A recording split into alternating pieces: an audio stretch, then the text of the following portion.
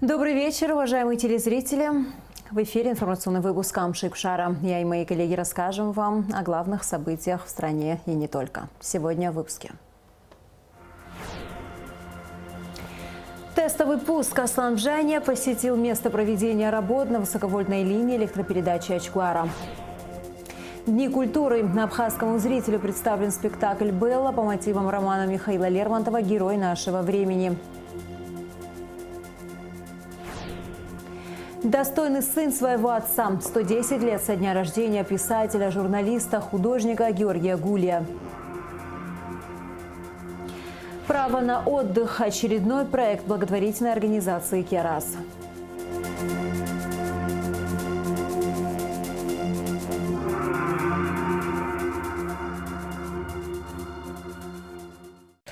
Президент Аслан Бжаня посетил место проведения работ на высоковольтной линии электропередачи Ачгуара. В инспекционной поездке главу государства сопровождала вице-премьер-министр экономики Кристина Озган. В селе Ачгуара президент посетил место монтажа новых опор высоковольтной ЛЭП. Как доложил исполняющий обязанности главного инженера Черноморэнерго Руслан Кварча, к 23 января 2023 года все работы по монтажу новой линии электропередачи были завершены. После ремонта на ВЛ Ачгуара был произведен тестовый пуск на 5 часов при минимальной нагрузке. После окончания перетока электроэнергии из Российской Федерации можно будет протестировать линию при полной расчетной нагрузке с последующим вводом ее в эксплуатацию.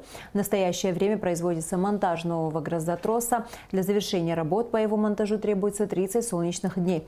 Все необходимые материалы имеются в наличии. Монтаж грозотроса производится методом замены участков старой грозозащиты на новую, что позволяет эксплуатировать линию электропередачи до окончательного монтажа всей системы. Грозотрос будет висеть только тогда, когда будет очередной переток? Да, мы, да. К концу года, да, когда будет переток, остаток должен Там быть. завершим, да. А сам грозотрос есть в наличии? Да, все в наличии. 35 километров грозотроса строим оптоволокном и 30 километров просто грозотроса. Да. И этого хватает. А встроено оптоволокно, это для телеметрии? Для информации, для связи, да, связь или механики. Провод больше, чем на 2 метра нигде не провести. С учетом опор дополнительных, да. Все будет хорошо. Я правильно все понял? Да, габариты. И граждане тоже все правильно поняли, все, да? да? Самой линии она полностью смонтирована? Полностью смонтирована. Мы 23 января завершили работы все на ней. Госдума ратифицировала соглашение между Россией и Абхазией о признании и приведении в исполнение судебных и арбитражных решений по экономическим делам, сообщает ТАСС. Документ был подписан в Санкт-Петербурге 29 июня прошлого года и внесен на ратификацию в Госдуму 21 февраля 2023 года Владимиром Путиным. Соглашение предусматривает, что стороны взаимно признают и приводят в исполнение вступившие в законную силу решения судов и международных коммерческих арбитражей по спорам, возникающим при осуществлении предпринимательской и иной экономической деятельности. В связи с критическими высказываниями в СМИ политических деятелей и руководителей общественных организаций в Генеральной прокуратуре Абхазии разъяснили решение Следственного управления, принятого в отношении должностных лиц при подготовке и подписании соглашения о передаче в собственность объекта Писунда. Уголовное законодательство Республики Абхазия предусматривает совершение преступления с умышленной формой вины либо по неосторожности. Такие стадии преступления, как приготовление и покушение, возможны только при совершении умышленных преступлений.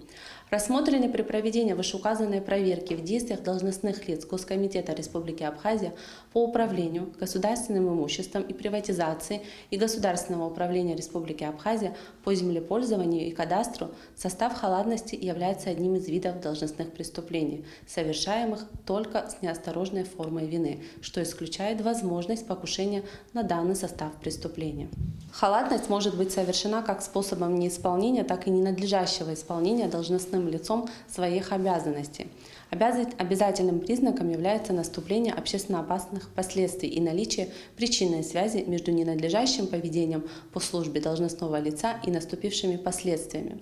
В В соответствии со статьями 7.1, 8.1 и 8.7 положения о порядке заключения двусторонних международных договоров Республики Абхазия, утвержденного указом президента Республики Абхазия за номером 260 от 6 октября 2021 года, международный договор вступает в силу для Республики Абхазия после выражения согласия государства на обязательность для него такого международного договора в предусмотренные в нем порядки и сроки. Формами выражения согласия Республики Абхазия на обязательность для нее двустороннего договора является ратификация. Международные договоры ратифицирует Народное собрание парламент Республики Абхазия. Ратификация международных договоров осуществляется в форме закона, который направляется в соответствии с Конституцией Республики Абхазия президенту Республики Абхазия для подписания и опубликования.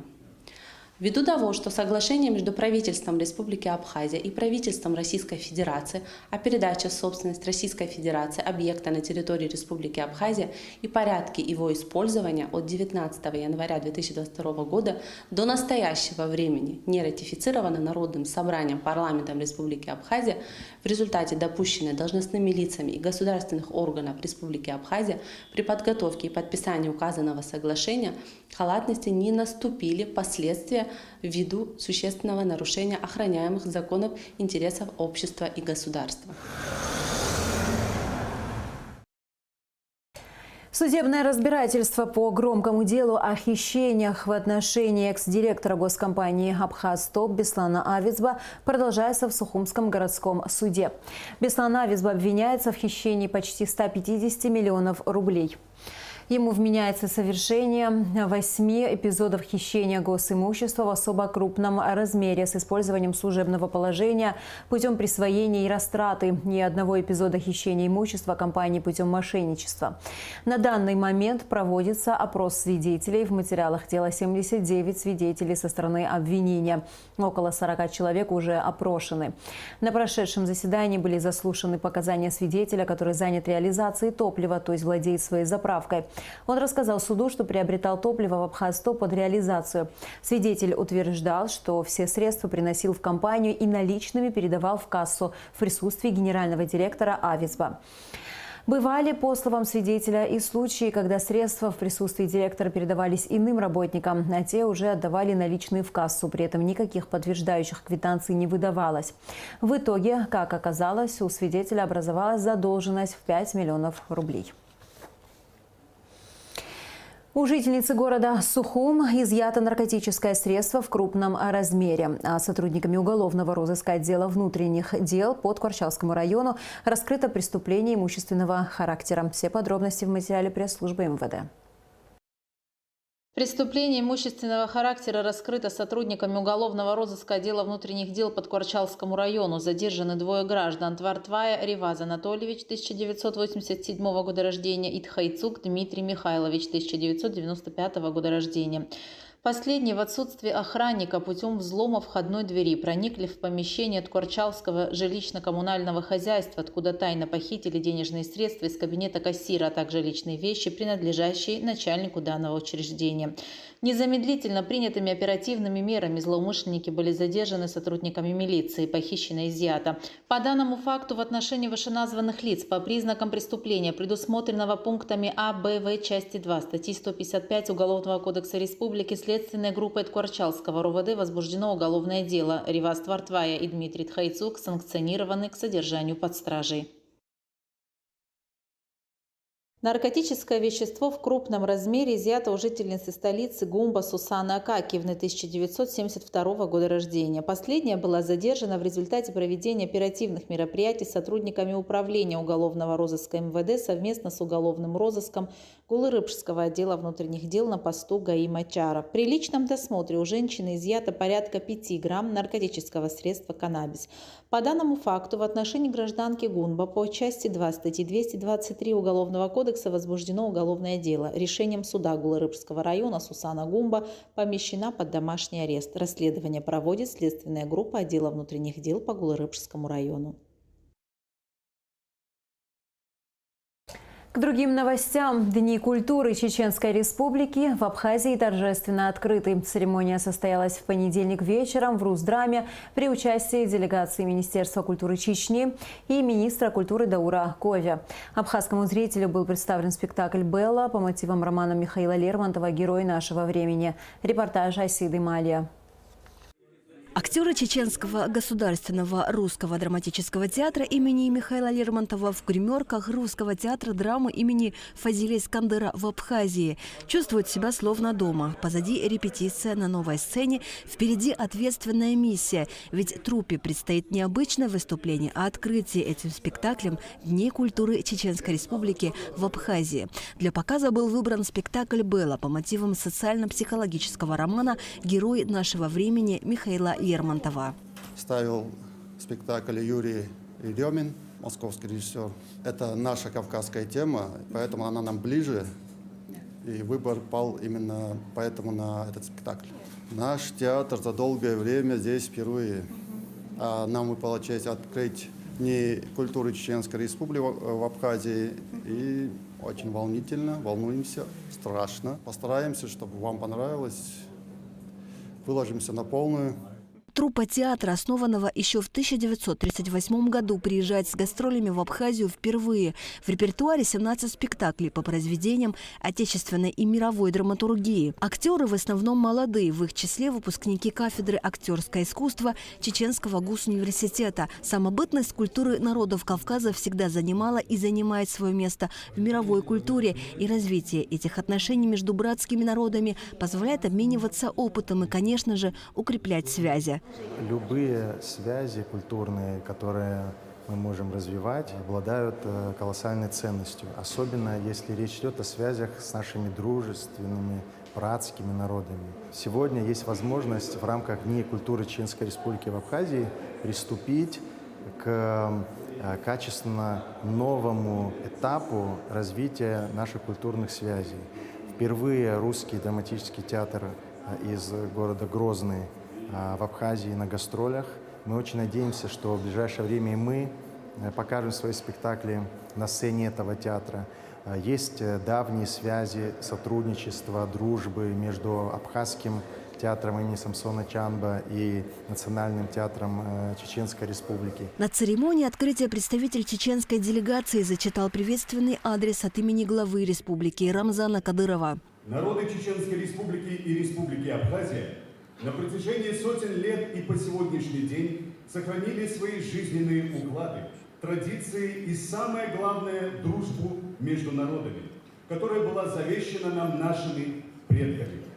Желаю всем жителям Республики Абхазия мира и благополучия. Первый заместитель министра культуры Чеченской Республики Марет Байсарова поблагодарила руководство республики и Министерство культуры Абхазии за теплый прием. От имени министра культуры Чеченской Республики Айшат Кадыровой она зачитала приветственный адрес. Не так давно родилась добрая традиция устраивать Дни культуры народов. Сегодня мы рады быть здесь, на гостеприимной земле Братской Республики Абхазии. Язык культуры понятен любому человеку в любой точке мира. И все дни чеченской культуры мы разговариваем и рассказываем о своей республике именно на этом языке. От души желаю братскому народу Абхазии и всем, кто принимает участие в мероприятиях Дней чеченской культуры, мира и процветания. Министр культуры Абхазии Даур Ковя в свою очередь отметил, что проведение Дней культуры Чеченской Республики – событие знаковое в деле укрепления и развития абхазо-чеченских культурных связей. Особенно приятно и символично совпадение проведения этого мероприятия с годом празднования 30-летия Победы в Отечественной войне народа Абхазии, в которой участвовали добровольцы из Чечни. Если говорить о перспективе взаимодействия и дальнейшем развитии культурных связей, очевидно, что они в активной фазе. Генеральный директор Русдрама Ираклий Хинтба поделился информацией о том, что, возможно, в обозримом будущем труппа театра под его руководством с гастролями побывает в Чечне. А пока абхазские зрители пользуются возможностью окунуться в мир творчества чеченских артистов. Асида Малия, Константин Парулу, Абхазское телевидение. 14 марта исполнилось 110 лет со дня рождения писателя, журналиста, художника Георгия Гулия. Широкому кругу читателей Георгий Гулия известен как прозаик. Его рассказы, повести, романы влюбляли в себя сотни читателей и в России, и Абхазии. Произведения Георгия Гулия созданы на реальных историях на основе наблюдений за жизнью сограждан. «Добрый город», «Кама», «Друзья» из Сакина, «Каштановый дом» и другие. Это далеко не весь перечень его произведений, написанных в разных жанрах. По мотивам рассказа «Под чужим небом» Дмитрий Гулия он написал рассказ «На скате». Через 6 лет издана книга «Месть». А мировую славу писателю принесла «Весна в Сакине». Повесть, посвященная жизни абхазской молодежи, полная жизненной правды, в которой поэтично описана картина жизни абхазского селения. В честь памятной даты заслуженного деятеля искусства Абхазской ССР в литературно-мемориальном музее Дмитрия Гулия состоялся вечер. Читали строки из произведений Георгия Гулия и говорили о юморе. Гулиевском юморе, который, как считают и современные писатели и читатели, уникален и своеобразен. Специальный репортаж Асиды Малия о жизни и творчестве Георгия Гулия смотрите в нашей сегодняшней программе. «Право на отдых» – так называется проект благотворительной организации «Киараз», запущенный в начале этого года. Женщинам, потерявшим на войне близких людей, предоставляется возможность отдохнуть и поправить здоровье в пансионате «Самшитовая роща». Реализация мероприятия стала возможной при поддержке государства. С участницами проекта пообщалась Гугуца Вардания. У войны не женское лицо, но в тяжелейшие для нашей страны времена эти женщины проявляли стойкость, мужество и героизм. У каждой из них своя сложная история. Они матери и жены героев, которые не вернулись с поля боя, защищая родину. Прошло 30 лет после окончания Отечественной войны народа Абхазии. Они научились жить с болью и воспоминаниями, а еще быть сильными и никогда не сдаваться. Позабыв о себе, они воспитывали детей, работали и в одиночку поднимали их на ноги. Сегодня, впервые за долгое время, у них появилась возможность отдохнуть. В благотворительной организации «Киараз» был организован проект, в рамках которого супруги и матери ветеранов могут провести оздоровительный отдых в Самшитовой роще, а еще посетить красивейшие места нашей страны.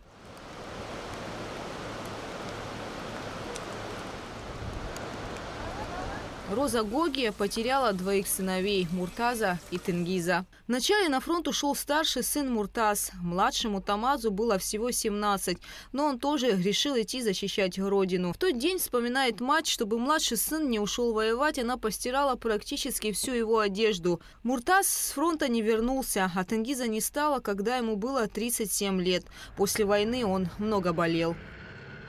Имудзитем царай бешрей збанакзе и рубус шустрина камит якун еще даже я вас вертолет кушаваз хварцак замыз 12 часов почали арцакун я хварцак замыз хай рай чику бередчен дзершамзи чику бередчен цархас шанани эцбуси этенку вертолет кайт они саснак снама только зигзигна на дидзас лицербазе дем царца. Супруг Людмилы Поповой, герой Абхазии, Резо Гоги, одним из первых встал на защиту родины.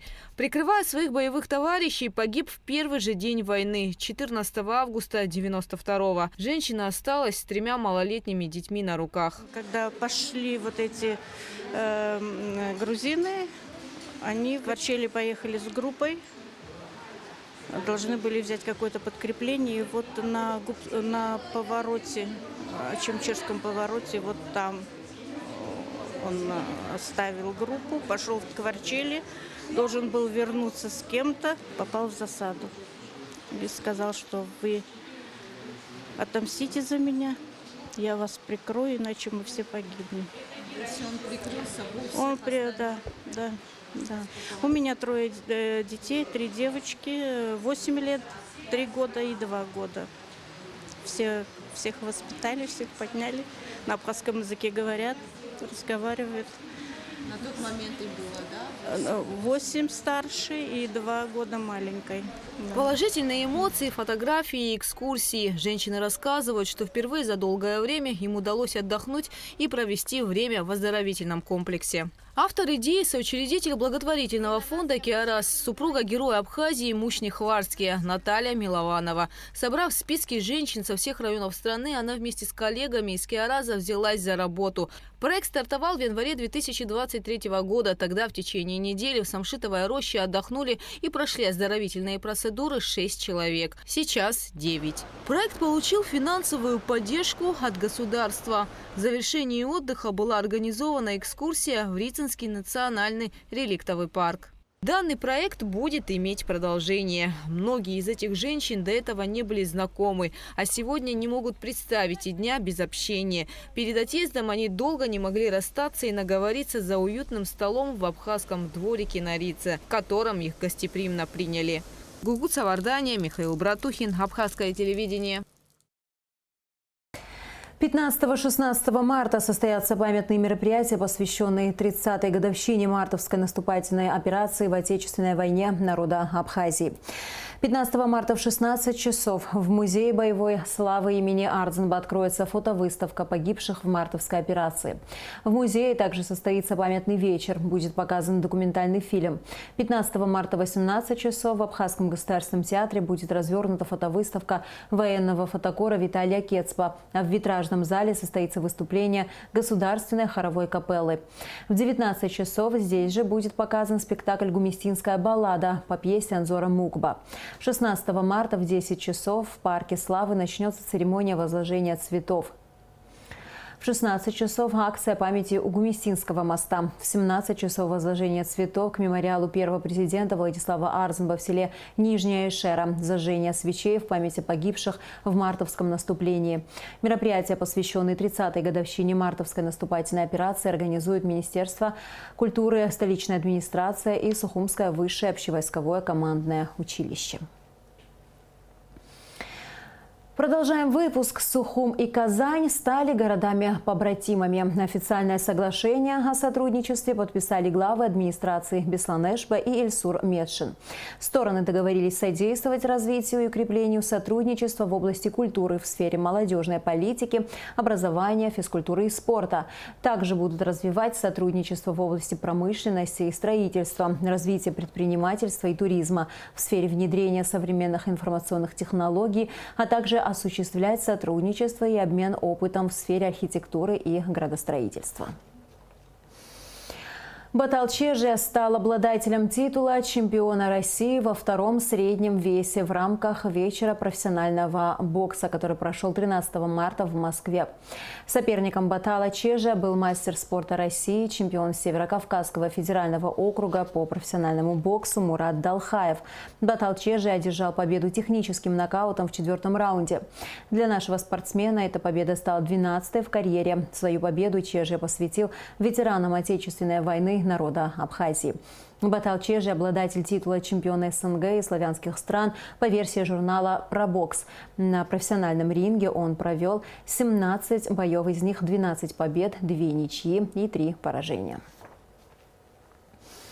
И еще одна приятная новость, особенно для любителей животных. В соседнем Сочи нашлась верблюдица Зухра, брошенная в сафари-парке и потерявшаяся в его окрестностях. Как рассказал председатель Сочинского географического общества Александр Зобнин, верблюды Кеша и Зухра потерялись еще в феврале. Кеша нашелся спустя какое-то время, а на поиски Зухры ушло чуть больше месяца. В целом более 20 животных, включая краснокнижных, которых спасли из парка, адаптировались к новым условиям и находится под присмотром кураторов общества. Сафари-парк открылся в Сочи в 2020 году. На площади в 150 гектаров содержалось около 100 видов животных, для которых изначально планировали создать комфортную среду обитания. Однако позже владельцы фактически бросили проект на произвол судьбы. И в завершении выпуска, как всегда, о погоде.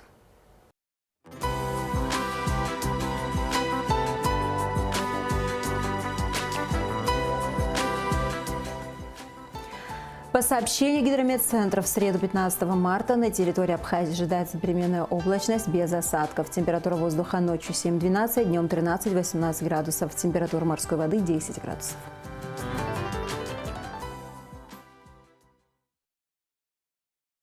На этом наш выпуск завершен. Всего вам доброго и до скорых встреч.